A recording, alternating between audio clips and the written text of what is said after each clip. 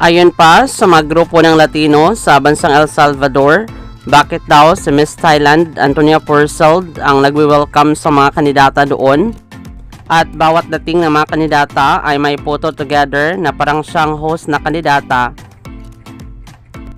Ayon pa sa isang post ng pageant site, Miss Thailand Antonia Purcell seems to be the host receiving and taking photos with all the candidates upon their arrival at the headquarters hotel, while we have not seen the real host Miss El Salvador at the beginning of the concentration.